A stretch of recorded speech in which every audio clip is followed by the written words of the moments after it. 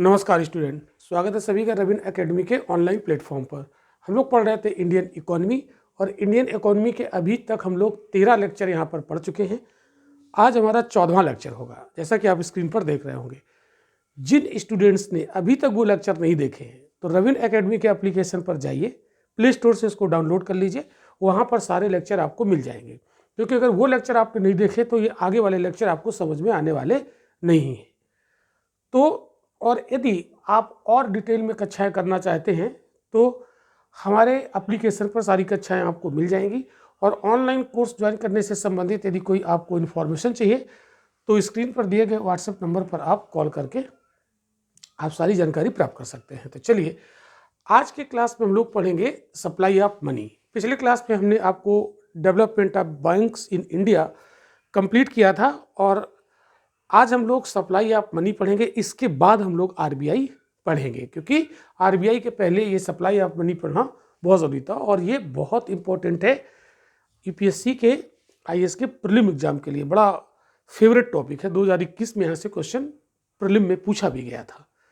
तो ये supply of money क्या होता है, तो इसकी डेफिनेशन आप देख रहे हैं। The total stock of money in circulation among the public at a particular point of time is called money supply। मतलब जो देश का जितना भी money, total stock of money, वो पब्लिक के बीच में एक पर्टिकुलर टाइम में सर्कुलेशन में होना चाहिए, उसी को कहते हैं सप्लाई ऑफ मनी। इसको और आप ऐसे अगर समझना चाहें कि देश की जितनी भी मुद्रा है वो मार्केट में लोगों के बीच में अगर सर्कुलेट कर रही है तो हम उसे कहेंगे सप्लाई ऑफ मनी, यानी मुद्रा की आपूर्ति। तो अब मुद्रा की आपूर्ति को हम कैसे मेजर करेंगे, तो उसको मेजर करने का क्या तरीका है वो यहाँ पर आज हम लोग सीखने वाले हैं। बेहद इंपॉर्टेंट क्लास होगी।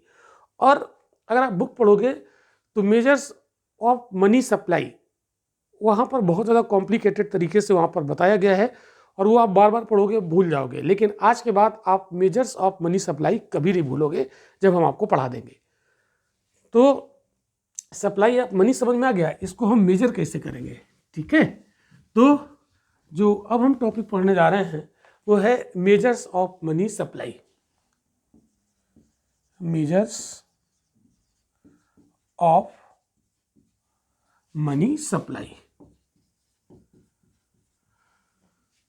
तो मेजर्स मतलब मापक हैं, मनी सप्लाई यानी मुद्रा आपूर्ति के मापक क्या हैं, कैसे हम लोग इसको मापेंगे। ओके, तो सबसे पहले इसमें हम लोग देखेंगे, एक होता है M0, जैसे सुना होगा M0, M1, M2, M3, M4, इस तरीके का ये मेजर्स होते हैं। तो जिसमें हम सबसे पहले बात करेंगे M0 की। तो M0 क्या होता है, इसको हम लोग रिजर्व मनी भी कहते हैं। क्या बोलते हैं इसको? रिजर्व मनी भी बोला जाता है।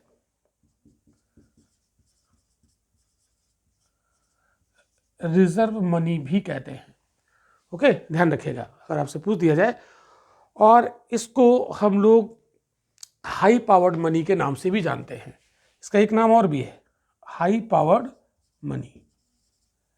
अगर आपसे पूछ लिया जाए कि हाई पावर्ड मनी क्या होता है तो M0 होता है, उसको हाई पावर्ड मनी बोला जाता है। तो ये किसके बराबर होता है, तो करेंसी इन सर्कुलेशन ये बराबर होता है करेंसी इन सर्कुलेशन। आज हम लोग बहुत इंपॉर्टेंट चीज़ें यहाँ पर सीखने वाले हैं, बहुत ज़्यादा इंपॉर्टेंट है एग्जाम पॉइंट ऑफ व्यू से, और आपको इस तरीके से बताया जाएगा कभी आप भूलोगे नहीं। तो करेंसी इन सर्कुलेशन मतलब वो करेंसी जो सर्कुलेशन में है, जो मार्केट में चल रही है, ठीक है। और plus bank deposit with RBI, ठीक है, प्लस बैंक्स डिपॉजिट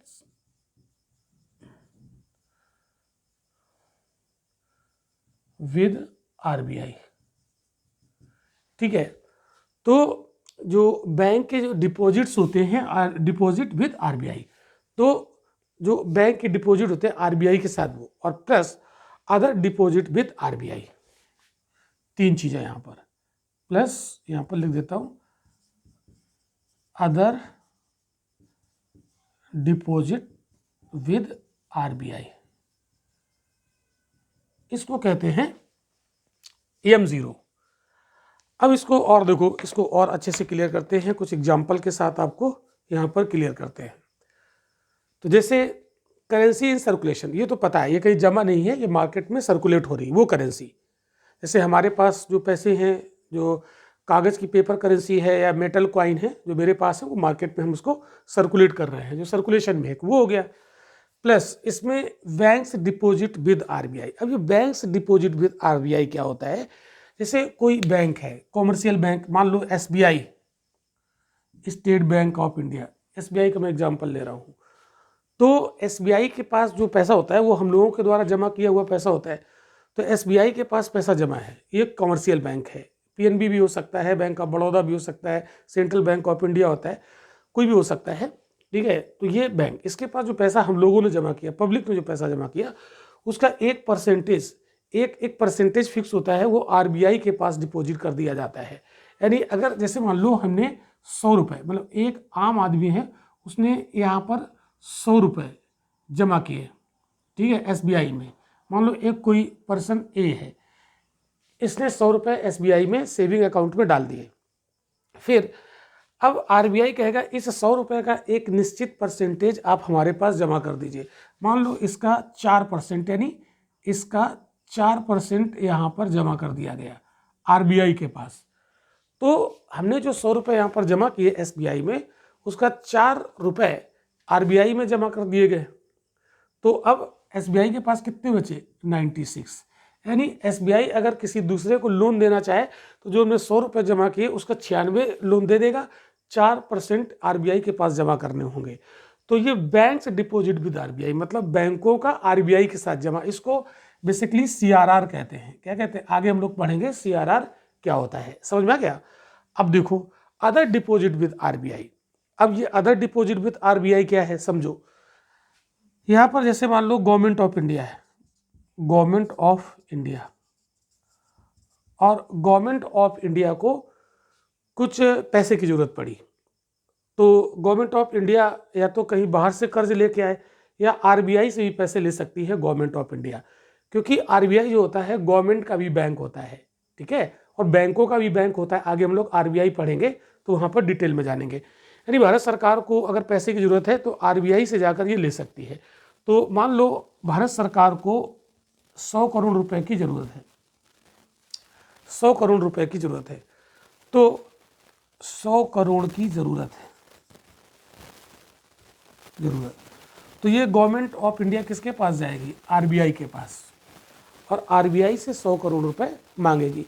तो RBI कहेगी ठीक है, हम आपको 100 करोड़ रुपए दे देंगे, कोई दिक्कत नहीं है, लेकिन आप कुछ गारंटी के तौर पर मेरे पास रख दीजिए।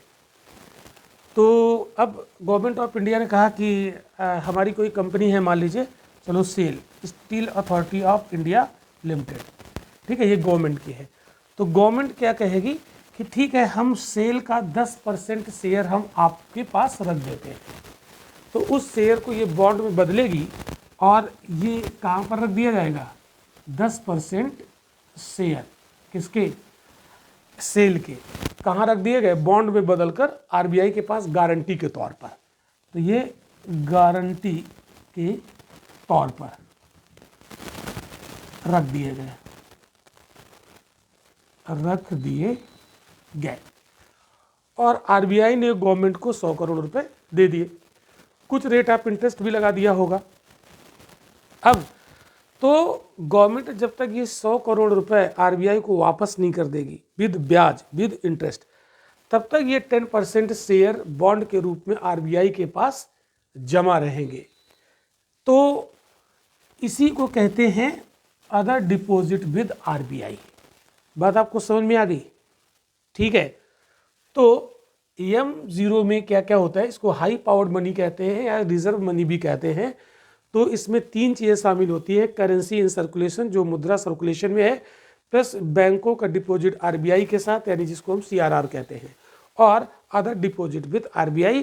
तो ये अदर डिपॉजिट क्या होता है? जैसे गवर्नमेंट ऑफ इंडिया को अगर कोई कर्ज लेना है, लोन लेना है तो आरबीआई के पास जाएगी, आरबीआई के पास गारंटी के तौर पर अपनी किसी कंपनी का शेयर रख देगी बॉन्ड में तब्दील करके और वहाँ से ऋण लेके आ जाएगी। तो ये जो गारंटी के तौर पर यहाँ पर रखा गया ये डिपॉजिट हो गया। ये तब तक डिपॉजिट रहेगा जब तक कि गवर्नमेंट ऑफ इंडिया ये 100 करोड़ वापस नहीं करेगी। तो यही है अदर डिपॉजिट विद आरबीआई। इतनी बात समझ में आ गई? क्लियर?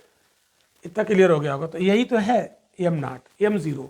तो M0 हम लोग बुक में पढ़ते हैं, हमें समझ में नहीं आता ये है क्या। अदर डिपॉजिट विद आरबीआई क्या है ये हमें नहीं पता चल पाता है, और ये यूपीएससी के लिए बहुत ज़्यादा इम्पोर्टेंट है, बहुत ज़्यादा इम्पोर्टेंट है, मोस्ट इम्पोर्टेंट। क्लियर? तो एक मेजर साहब का क्लियर हो गया, आगे बढ़ते हैं।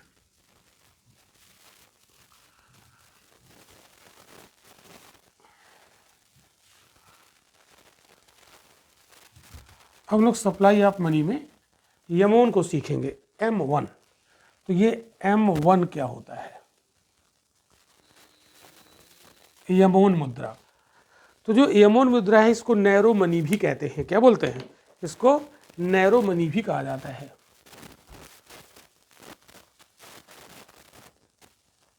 संकीर्ण मुद्रा, नैरो मनी। अब इसमें क्या क्या आता है? तो करेंसी विद पब्लिक, इसमें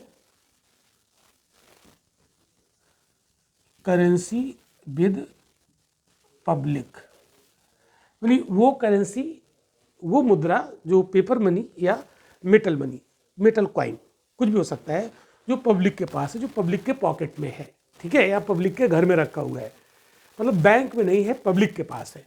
तो करेंसी विद पब्लिक उसको कहते हैं। ठीक है, हम लोग अपने जेब में कोई चीज़ खरीदने जाते हैं, पॉकेट में पैसे रख लेते हैं, ठीक है, या जिसको पब्लिक तुरंत मार्केट में फेंक दे, निकाल देते है ना, और वस्तुएं ले ले, वो है। फिर इसमें आएगा डिमांड डिपॉजिट। ठीक है, demand deposit with bank, demand deposit with bank. तो जैसे हम लोग क्या करते हैं भाई, इसमें जैसे हमारे पास कोई पैसा आया, कोई हमने इनकम की, मान लो हमको सैलरी मिली, हम मान लीजिए कोई जॉब करते हैं तो हमको सैलरी मिली, और उस सैलरी का कुछ परसेंट हम अपने पास रख लेंगे और कुछ हम बैंक में जमा करके आ जाएंगे, उसको बोलते हैं डिमांड डिपॉजिट विद बैंक। तो हम लोग एक अकाउंट खुलाते हैं, बैंक में ओपन कराते हैं, सेविंग अकाउंट या करंट अकाउंट, जो भी सेविंग अकाउंट जनरली हम लोग अपना इंडिविजुअल खुलाते हैं, ओपन कराते हैं। तो जैसे मान लो हमें 1000 रुपये हमको सैलरी मिली, ठीक है, 1000 की जगह पे हम 100 रुपये ले लें, 100 रुपये में कैलकुलेशन थोड़ा आसान हो जाता है, तो 100 का एग्जाम्पल हम लेके चलते हैं। मान लीजिए हम कोई जॉब करते हैं और हमें सैलरी मिली 100 रुपये, ठीक है। अब 100 रुपये हमने क्या किया, 100 रुपये में हमने 50 रुपये अपने पास रख लिए और 50 रुपये अपने बैंक के अकाउंट में डाल दिए। तो अमाउंट कितना हो गया? 100 ही हुआ ना। अमाउंट क्या होता है? करेंसी विद पब्लिक हमारी जेब में जो है, और हमने अपने डिमांड डिपॉजिट विद बैंक अपने अकाउंट में डाल दिए। डिमांड डिपॉजिट क्या होता है? इसको मांग जमा हिंदी में कहते हैं। तो जो पैसा हम आज जमा करके आए हैं वो जब चाहे तब हम वहाँ से निकालना है, उसको कहते हैं डिमांड डिपॉजिट। ठीक है, एक डिपॉजिट टर्म डिपॉजिट भी होता है, उसको आगे हम लोग सीखेंगे। ऐसा भी हो सकता है कि हम अब 100 रुपये हमको मिले, हमने 40 अपने पास रख लिए, 60 रुपये यहाँ पर डाल दिए, तो भी 60 और 40 अमाउंट तो 100 ही हुआ ना। ऐसा भी हो सकता है कि हमने कुछ अपने पास नहीं रखा, यहाँ 0 रखा, सारा का सारा वहाँ पर डाला है, तो अपना खर्चा चलाने के लिए कुछ साइड में और वर्क करते होंगे, तो भी 0 + 100 अमाउंट तो 100 ही हुआ ना। ठीक है, या ऐसा कर सकते हैं हम सारा का सारा अपने पास रख लें और बैंक अकाउंट में बिल्कुल भी ना जमा करें, तो भी 100 + 0 अमाउंट तो 100 ही हुआ ना। क्लियर? इतनी बात समझ में आ गई? इतनी बात समझ में आ गई। चलो, तो ये अमाउंट इतना हुआ, और इसको अब दूसरे एंगल से समझते हैं। जैसे मान लो कि हमने क्या किया, हमें जो सैलरी मिली हमने उठाया और हमने डाल दिया कहाँ पर? बैंक में 100 रुपये। ये पूरा का पूरा हमने यहाँ पर डाल दिया। मान लो एक पर्सन ए था जिसने सैलरी मिली और उठा के उसने बैंक में जमा कर दिए 100 रुपये, ये बैंक के पास चले गए। अब आप देखो, इसमें कोई बी व्यक्ति आता है, कोई व्यक्ति जाता है बैंक के पास, और ये बी व्यक्ति यहाँ से लोन लेने के लिए जाता है, ऋण लेने के लिए गया। क्लियर? तो ये बैंक ऋण कहाँ से देगी? अपने पास से नहीं, जो ए ने यहाँ डिपॉजिट किया था उसी को वो ऋण के रूप में बांट देगी, लेकिन पूरे 100 रुपये नहीं बांटेगी। ध्यान से समझना।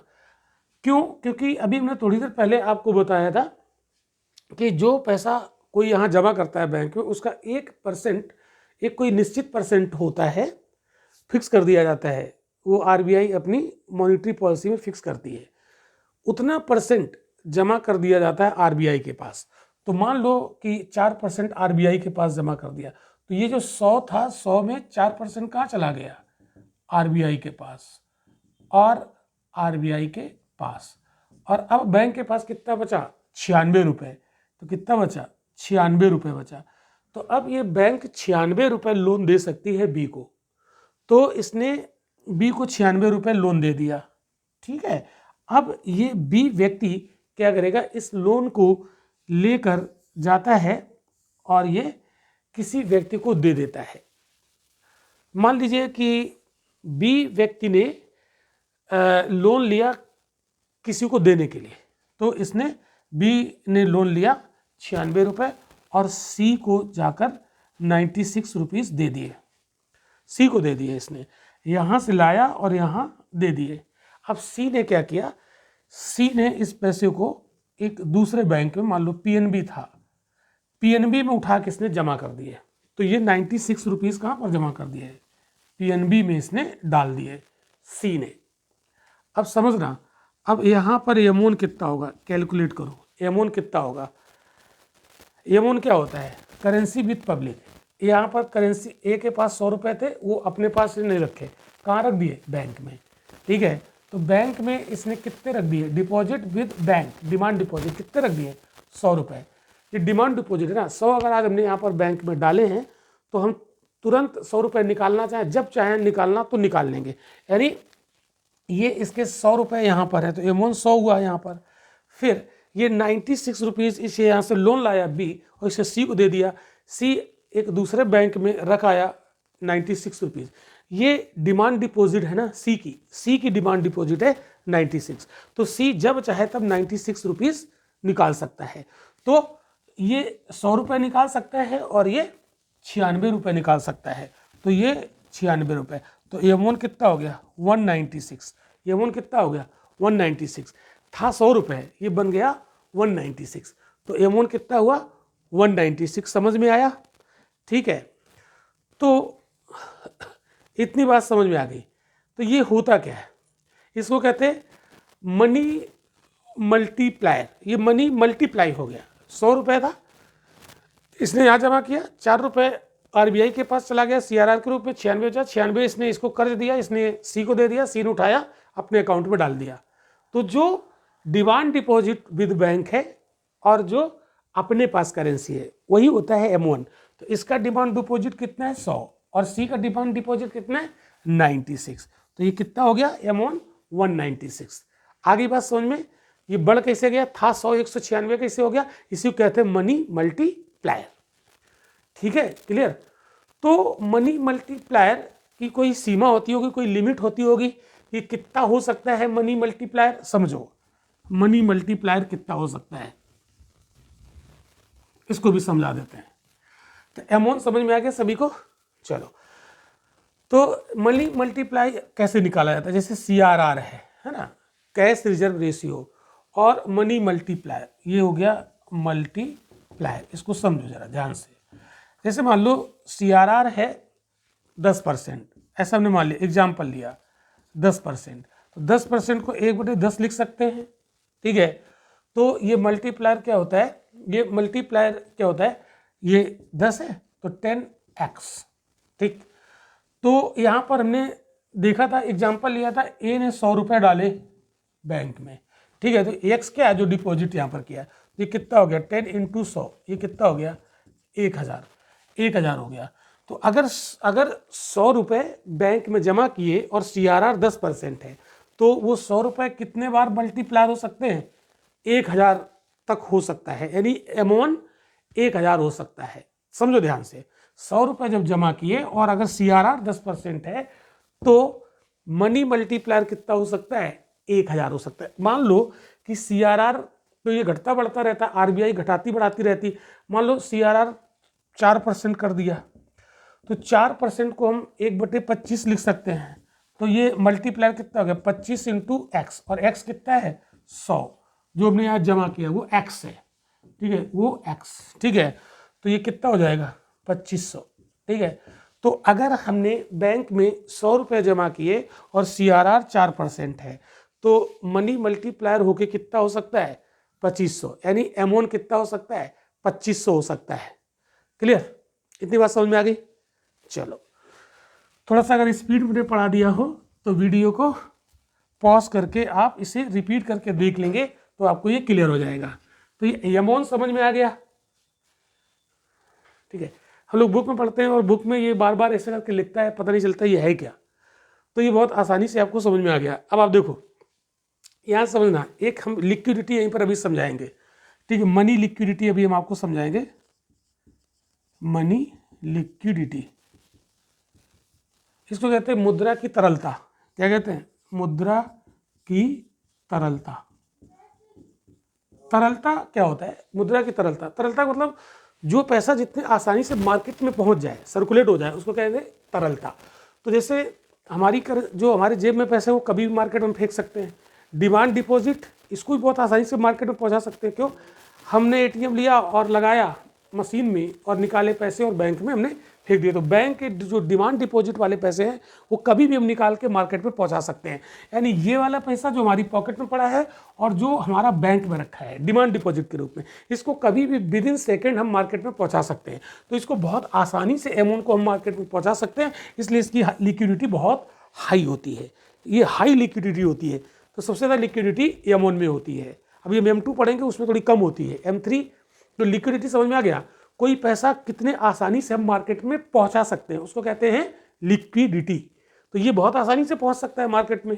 क्लियर, आजकल तो हमें इंटरनेट बैंकिंग से फटाफट ऐसे UPI से ट्रांसफर कर देंगे बैंक का पैसा बैंक में रखा था और हमने फ़ोन से क्या किया, उसको UPI से ट्रांसफ़र कर दिया तुरंत। तो बहुत जल्दी हम मार्केट में उसको सर्कुलेट कर सकते हैं। तो इसकी लिक्विडिटी बहुत ज़्यादा होती है। चलो, अब हम लोग पढ़ते हैं M2। तो M2 को देख लेते हैं। M2 क्या है, देखो ये M2 में M1 तो शामिल रहता है, M1 तो शामिल रहता है। इसका मतलब है करेंसी विद पब्लिक और डिमांड डिपॉजिट विद बैंक, ये तो इसमें रहेगा ही रहेगा। ओके, और इसमें क्या आ जाएगा, इसमें आ जाएगा saving deposit with post office, saving deposit with post office. ठीक है, तो जैसे मान लो अब M1 की वैल्यू यहाँ रख दो, ये करेंसी विद पब्लिक, ठीक है, और डिमांड डिपॉजिट विद बैंक, ये दोनों तो आ ही जाएंगे इसमें M1 में। और एक इतना एक्स्ट्रा हो गया सेविंग डिपॉजिट विद बैंक। मान लो हम M1 की वैल्यू यहाँ पर पुट अप करते हैं, यह है currency with public, currency with public, ठीक है, और दूसरा demand deposit with bank, demand deposit with bank और प्लस ये। तो देखो जैसे मान लो वही हम 100 रुपये वाला एग्जाम्पल से उसी से समझाते हैं। जैसे मान लो हमारे पास 100 रुपये मिले, तो 100 में हमने क्या किया, हमने यहाँ पर 20 रुपये अपने पास रख लिए, ठीक है, 30 रुपये बैंक में डाल दिए, ठीक है, और 50 रुपये हमने यहाँ पर पोस्ट ऑफिस में डाल दिए। ठीक है, तो जैसे मान लो हमको मिले 100 रुपये सैलरी, तो हमने 20 रुपये अपने पॉकेट में रख लिए, 30 रुपये अपने हमने बैंक के सेविंग अकाउंट में डाल दिए। तो ये तो हो गया M1, ये हो गया क्या M1। फिर हमारे पास 50 रुपये बचे। फिर एक हमारा दोस्त आ गया, उसने कहा यार कुछ पैसे अगर हम पोस्ट ऑफिस में रख देते हैं, वहाँ भी हमारा कुछ डिपॉजिट होता है, तो वहाँ पे हमें रिटर्न ज़्यादा अच्छा मिल जाएगा, वहाँ हमें पोस्ट ऑफिस कुछ ब्याज हमें दे देगी। तो हम 50 रुपये यहाँ रख दिए। तो जैसे ही हम saving deposit with post office में डालेंगे और ये जो अपने पॉकेट में रखेंगे और अपने बैंक में डालेंगे, इन तीनों को मिला देंगे तो वो हो जाएगा M2। क्या हो जाएगा? M2। बताओ समझ में आ गया? अब इसकी लिक्विडिटी कम है, क्यों? क्योंकि जो करेंसी हमारे पास है और जो बैंक में है उसको तो हम आसानी से मार्केट में पहुंचा देंगे, लेकिन जो पोस्ट ऑफिस से पैसा निकाल के मार्केट में ले जाना उसमें थोड़ा सा टाइम लगेगा। तो ये वाला जो 50 रुपये है इसकी लिक्विडिटी कम हो जाएगी, और इसकी लिक्विडिटी तो है। तो कुल मिला के M2 की जो तरलता है वो M1 से कम हो जाती है। बताओ इतनी बात समझ में आ गई? ठीक है। तो यहाँ पर M2 जब निकालेंगे तो जो हमारे पास पॉकेट में वो जोड़ दो, जो हमारे अकाउंट में रखे हैं बैंक के डिमांड डिपॉजिट वो जोड़ दो, और जो पैसे हमने saving deposit with post office, है ना, डाक घर में जो हमने सेविंग डिपॉजिट के रूप में रख दिए हैं उसको भी जोड़ दो, तो वो हो जाता है M2। तो समझ में आ गया? चलो अब हम लोग आते हैं M3 पर। यहीं पर लिखते हैं M3 को, ताकि एक ही जगह पर लिखा रहे तो आपको दिक्कत ना आए। ठीक है। तो अब हम लोग बात करेंगे M3 की। तो M3 देख लो भाई। M3, तो M3 में क्या क्या आ जाएगा? M3 में एक तो M1 रहेगा, M1 तो रहेगा, क्लियर। और दूसरा रहेगा टाइम डिपॉजिट विद बैंकिंग। ठीक है।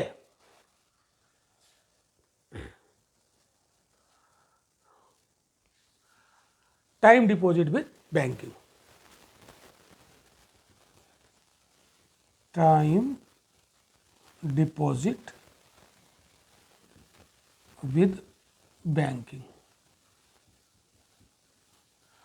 तो देखो M1 का मतलब ये वाला तो रहेगा, है ना, ये वाला इतना तो रहेगा। मतलब M3 में क्या क्या आ जाएगा? जो हमारी पॉकेट में पैसे हैं, है ना, करेंसी विद पब्लिक, और क्या क्या आ जाएगा? जो हमने बैंक में रखे हैं डिमांड डिपॉजिट के रूप में। लेकिन इसमें एक तीसरा ऐड हो जाएगा, ये होगा टाइम डिपॉजिट विद बैंकिंग। तो टाइम डिपॉजिट का मतलब होता है जो टाइम डिपॉजिट, जो टर्म डिपॉजिट हम लोग रखते हैं बैंक में, उसको कभी भी नहीं निकाल सकते। जैसे हमने FD करा दिया, क्या करा दिया? FD करा दिया। तो जब इसका टाइम पूरा हो जाएगा तब ये पैसा हम यहाँ से निकाल पाएंगे। ठीक है। तो M1 को तो आसानी से मार्केट में ले जाएंगे, लेकिन जो पैसा हमने टाइम डिपॉजिट के रूप में बैंक में रख दिया उसको आसानी से हम मार्केट में फ्लो नहीं कर पाएंगे। क्यों? क्योंकि जब इसका टाइम पूरा हो जाएगा तब ये पैसा हमें मिलेगा। ठीक है। तो जैसे मान लो, देखो यहाँ पर हमें 100 रुपये मिले तो हमने 20 रुपये उठाए, मतलब अपने पास रख लिए, और 40 रुपये हमने डाल दिए सेविंग अकाउंट में। ठीक है। 40 20 60 और बचे 40, तो 40 का हमने कर दिया FD। तो FD वाला पैसा तो जब इसका टाइम पूरा होगा तब मिलेगा, लेकिन ये दो पैसे हम कभी भी यूज कर सकते हैं, इनको हम मार्केट में कभी भी आसानी से सप्लाई कर सकते हैं। क्लियर। तो ये हो गया हमारा M3। तो एक जगह आपने देखा M1, M2, M3। तो M1 में याद करो currency with public plus demand deposit with bank. M2 में M1 plus saving deposit with post office.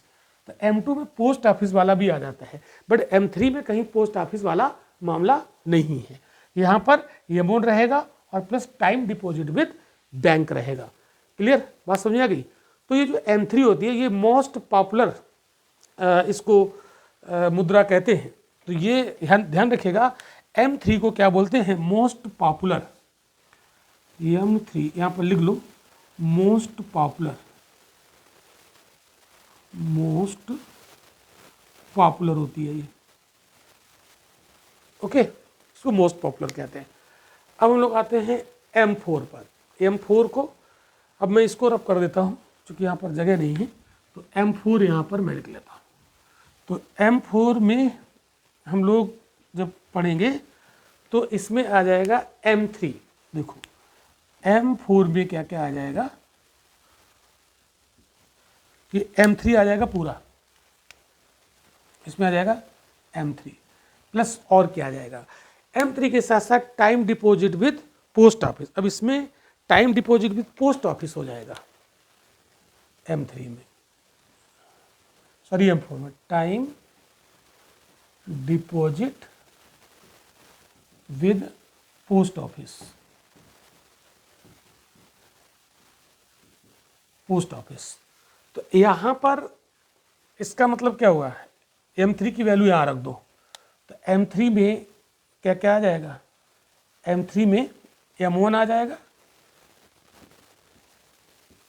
और प्लस क्या आ जाएगा, time deposit with banking, time deposit with banking, time deposit with banking. और M1 में क्या क्या आ जाएगा, तो M1 में आ जाएगा, ठीक है, M1 अभी आपको बताया था, है ना, जो हमारे पॉकेट में करेंसी वो, और प्लस सेविंग अकाउंट में जो डिमांड डिपॉजिट है, तो currency with public, currency with public, और क्या हो जाएगा, डिमांड डिपॉजिट, डिमांड डिपॉजिट। ये यहाँ पर इसलिए लिख दिया कि आपको क्लियर हो जाए। अब देखो, अब यहाँ पर आप देख सकते हो कि M4 में क्या क्या आ गया, M4 में M1 भी शामिल है, ठीक है, और क्या क्या शामिल है, टाइम डिपॉजिट विद बैंकिंग भी है और time deposit with post office भी है।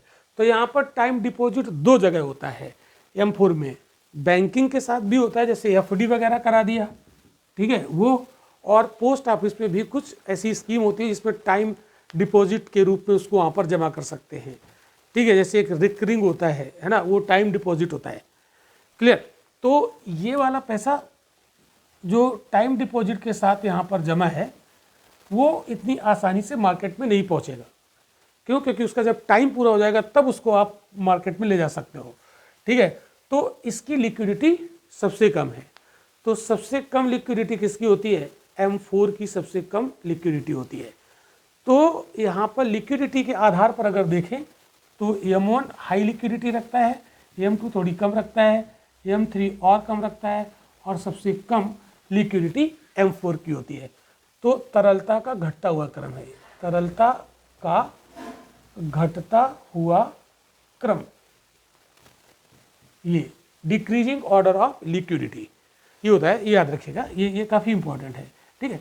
तो ये है बड़ा आसान, लेकिन इसको अगर आप रिवाइज कर लोगे 3-4 बार, नोट्स बना लोगे तो ये बहुत आसान हो जाएगा, क्लियर, इतनी बात समझ में आ गई, गुड। तो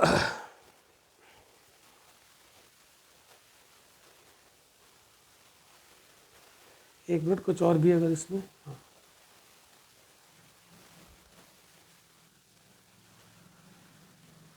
ओके,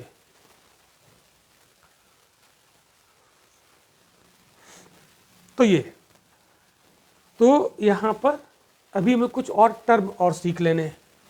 तो ये तो हो गया सप्लाई ऑफ मनी, तो measures of supply of money यहाँ पर हम लोगों ने कंप्लीट कर लिया। तो सभी को समझ में आया, अगर सभी को समझ में आया तो एक बार कमेंट करके ज़रूर बताइएगा।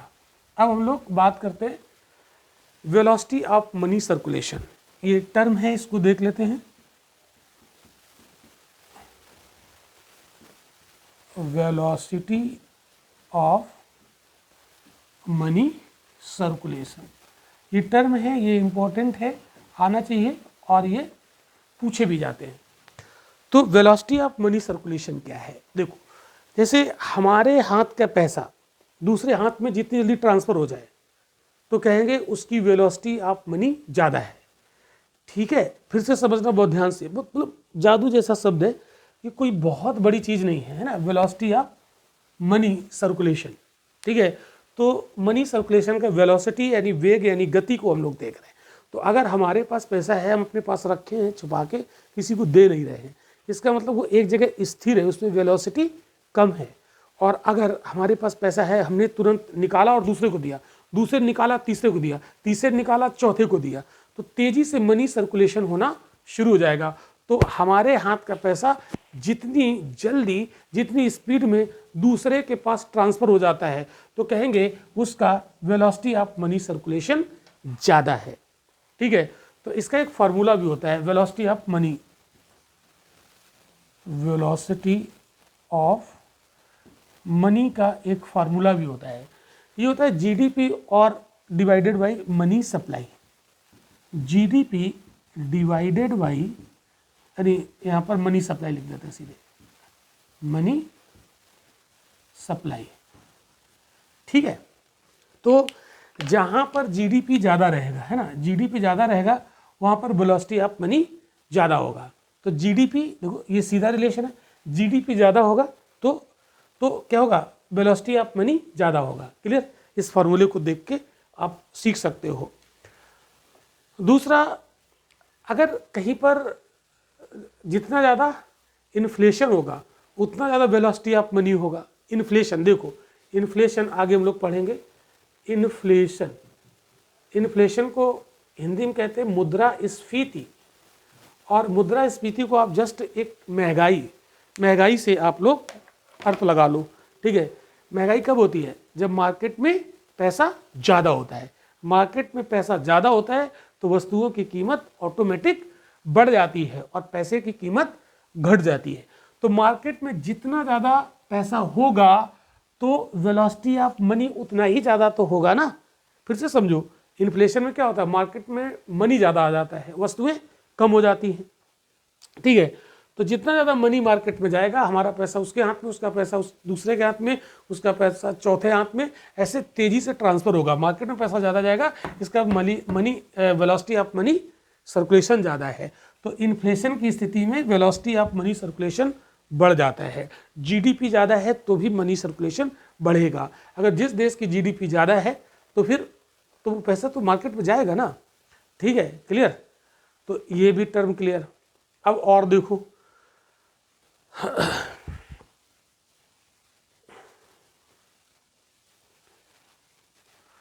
तो ये आपने सीख लिया टर्म। तो ऐसे कुछ और भी टर्म है, बीच बीच में हमको याद आते रहेंगे, हम आपको बताते रहेंगे। ठीक है, तो इतना क्लियर जो आज हमने पढ़ाया। ठीक है, टाइम टू टाइम और भी टर्म, जैसे हम क्लास को आगे बढ़ाएंगे और भी टर्म आते जाएंगे, हम आपको बताते जाएंगे। ठीक है, तो आज के क्लास में इतना ही, मिलते हैं हम लोग अगले क्लास में। Thank you.